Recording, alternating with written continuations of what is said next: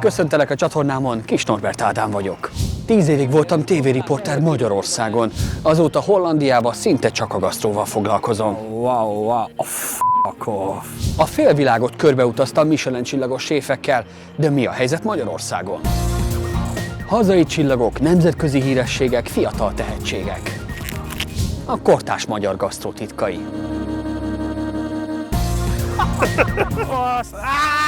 Erről szól a Norbert Ádám csatornán. Gyere velem a konyhába!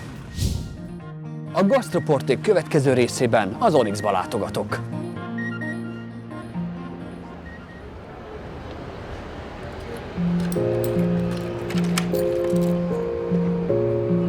Milyen érzés egy külön bolygónak lenni, így a magyar vendég? Külön bolygónak?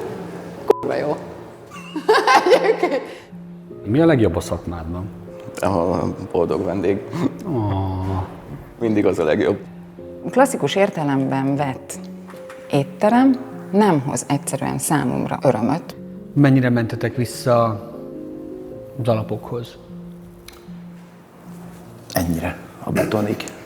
Az Onyx alkotói közösség 4 tagja segít megérteni, mi történik az egykori 2 Michelin csillagos étteremben. Egy mondatban mi az, amit meg kell, hogy értsen egy vendég, ha ide jön?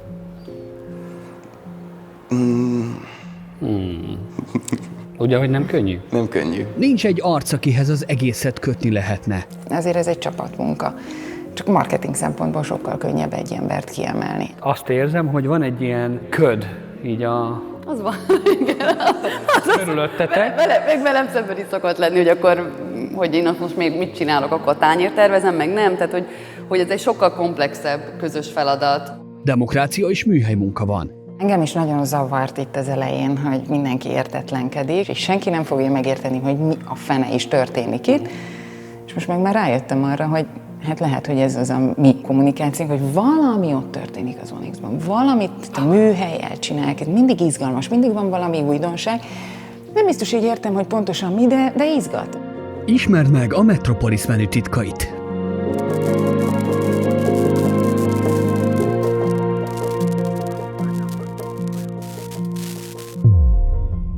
Az Onyx 2007-ben nyitott. 2011-es emlékét még őrzi a YouTube. Az interiőrben a vasaltabb roszt, a fehérkesztyűt és rengeteg bársonyt. A konyhában pedig a legendás szullószélpárost és a legkiválóbb külföldi alapanyagokat. Az étterem ekkor kapta első csillagját. Már 2019 végén megfogalmazódott az, hogy valamit máshogy kell. Nekem akkor még egyáltalán nem volt benne a fejemben, hogy mi az a más, csak azt tudtam, hogy ez a fehér abrosz, fehér kesztyű, klasszikus, fantasztikus éttermi élmény, ami egyébként a világon mindenhol van, és működik, és jól működik, azzal valamit változtatni kéne. Kíméletlen önkritikával és kritikával kellett magunkhoz és ehhez az egész műfajhoz állnunk, és tényleg szembesíteni magunkat azzal, hogy mi mit is csinálunk és hogyan csináljuk. Abban az időszakban ez egy nagyon értékes dolog volt, és jó dolog volt, és mi más követett volna a világ, hogy ha akar egy jó helyet, akkor ilyennek kell lennie. És ez nagyon jó, hogy igen, most így nincsenek szabályok, amiket követnünk kell, mert mi teremtjük meg a saját szabályainkat. 2020 év végén tartották az utolsó vacsorát. Mészáros Ádám és a 2 Michelin csillagos időszak ikonikus fogásaival várták a vendégeket.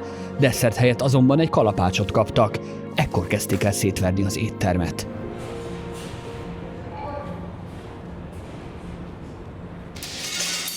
Emlékszel a beszélgetésre, amikor az Annának ezt mondtad, hogy akkor essünk neki kalapáccsal?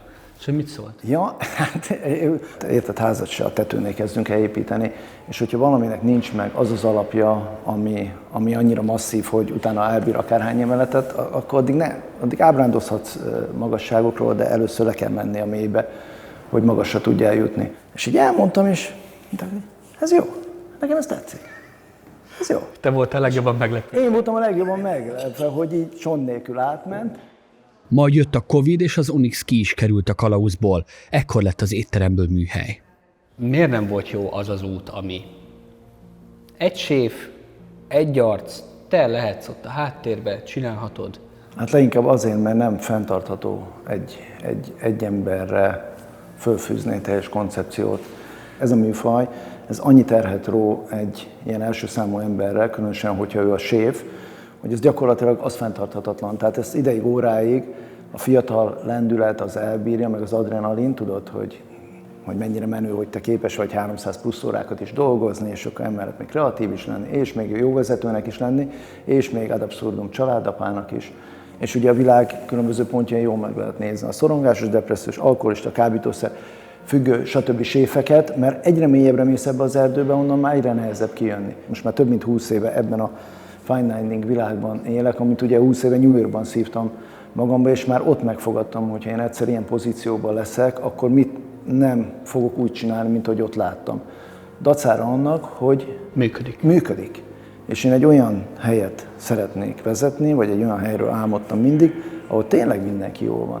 És ahhoz, hogy mindenki jól legyen, ahhoz kell szétszedni ezeket a dolgokat, és mindenkinek annyi feladatot és annyi terhet szabad csak rátenni, amit persze kell feszítés, de amit relatíve kényelmesen el tud vinni, és csak a siker van belekódolva.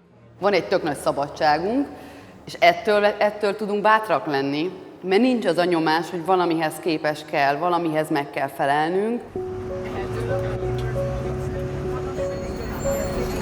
Turistabusszal járja Budapestet az Onyx alkotói közössége, vendégekkel együtt 2022 nyarán. Élményeket és hangulatokat gyűjtenek a városról egy turista szemszögéből. Fél évvel ezelőtt alakultak műhellyé, és kezdtek új fejezetet. Első menüjük a metamorfózis volt, majd tanulmányutak segítségével elkezdtek dolgozni az újon. Mivel a évben töltött életünk nagy részét ugye a munkával töltjük, meg itt töltjük a Vörösmarty-tén kerülős, egy beton dzsungel kerülős közepén, akkor mi nem inspirálódhatunk így más országok kultúrájából, meg tengerek, meg óceánok világából, meg erdők, meg mit tudom én, meg mezők, és akkor így jött az, hogy akkor legyen az, hogy Metropolis, és akkor fejtsük ezt ki, hogy mit jelent nekünk Budapest.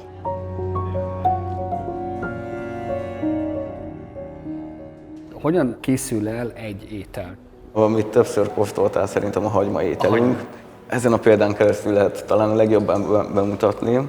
Itt hoztunk először gondolatokat a megérkezésről, kinek milyen megérkezni bárhova egy nagyvárosba. És ebből jött az, hogy csináljunk egy olyan ételt, amiben nagyon különböző hőmérsékletek, textúrák vannak, mellé a hagyma rétegeivel nagyon jól tudja szimbolizálni a Metropoliszt. A hagymafogás legelső verzióját a hagymából készült ehető kanállal együtt ezen a napon mutatták be a vendégeknek. Egy évvel később is ott van az étlapon, de már nem így néz ki. 6-8-10 kóstolás is volt, nem emlékszem pontosan, mert volt, amikor félretettük, aztán újra elővettük, úgyhogy így egy igen hosszú folyamat. És akkor egyszer csak azt mondtuk, hogy ez most kész.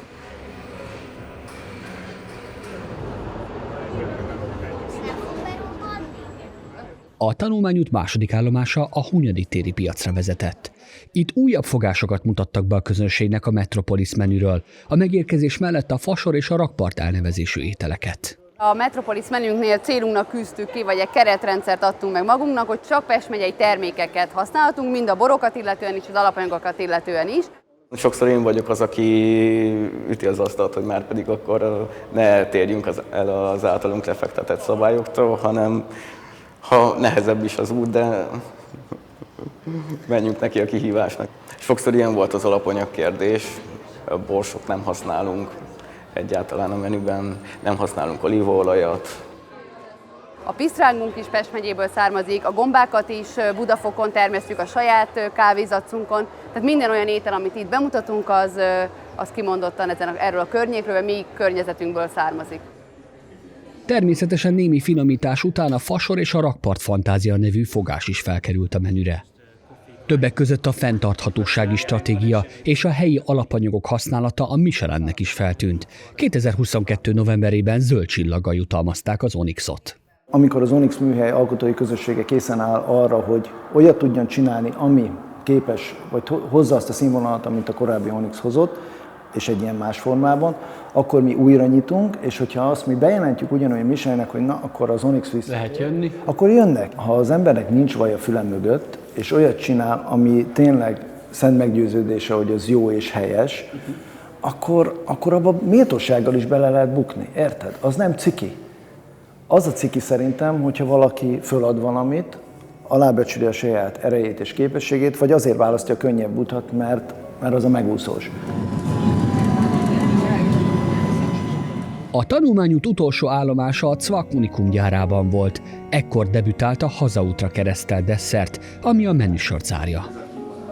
Ez egy olyan ital, amit nem lehet kihagyni a menüsorból, de nyilván menü közepén nem iszik az ember unikumot, úgyhogy ez egy ilyen digestívként így a menü vége felé kerül bele az ételbe, és az ételnek ugye az lett a neve, hogy Hazaút, úgyhogy a mostani rendezvény pedig ezt járja körül.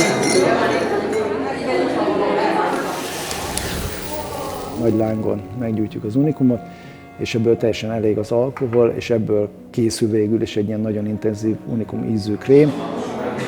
A menü összeállítása demokratikus feladat, a kutatásfejlesztés és az innováció is szerepet kap. Egy új fogás akkor kerülhet fel a menüre, amikor azt a jelenlegi 21 fős alkotói közösség is késznek nyilvánítja. Mennyire bírod a kritikát? Alapvetően jól megnyitott vagyok rá, bár mondhatjuk, hogy voltak nehéz időszakaim hozzászokni ehhez a fajta munkához, amikor esetenként Kusszan szólnak bele konkrétan. igen. Múltkor valamire mondtam, hogy nyitott vagyok arra a változtatásra, és akkor mondták, hogy ezt most felírjuk a naptárba, hogy Angi elengedett valamit, mondtam, hogy nem elengedte, meg lehet engem győzni. Azért így már lassan 2 év alatt mondhatom azt, hogy összeszoktunk, és van egy... megismertük egymást annyira, hogy nagyon jól tudunk működni. Őszinték vagyunk, lazák vagyunk, nyitottak vagyunk, nagyon-nagyon egymásra figyelünk egymásra. És hát nem véletlen, hogy mi csapatként dolgozunk, tehát alkotói közösség vagyunk, nem egy embert emeltünk így a piedesztára. Így áll össze egészé a Metropolis menüsor, a budapesti nagyvárosi lét, ahogy az Onyx műhelyben látják a megérkezéstől a Hazaútig. Az este a váróteremben kezdődik vendégváró falatokkal, majd a vendégek a nagy közös asztalhoz ülnek, közvetlenül a tálalókonyha mellé, aki akar elvonulhat a galériára. A menü akárcsak a metró szerteágazó, választható például a napfény vagy az esti neon, a fasor vagy a rakpart, a csicsergés vagy a fémes csikorgás, illetve a kertváros vagy a betondzsungelfogás. A menü része a csend. De beiktattak egy kitérőt is, a kenyérfogás közösségi élmény lett. A vendégek együtt tunkolhatják azt a kenyeret, aminek receptjén hónapokon át dolgozott a csapat. Aztán megjelennek a szomszédok, az otthon, a legvégén pedig a hazaút. Nem mondd nekem, hogy soha nem paráztál, hogy ez jól össze vagy. Ja, hát én éjjel-nappal ezen parázok. hát szerintem Úgy ülsz itt, hogy jó, hát én tudom, jó, hát ez az egy út van, nincs más. És szerintem a világnak is szüksége van az újdonságokra, főleg azért itt az egész Covid alatt szerintem sokan azért átértékeltek dolgokat. Még akkor is, ha nehezebb, akkor is, ha rögösebb, akkor is, ha... Ilyen az élet. Jaj, ugyan már. De nem, én tényleg így gondolom. Nem bántad meg? Ja, nem. Még?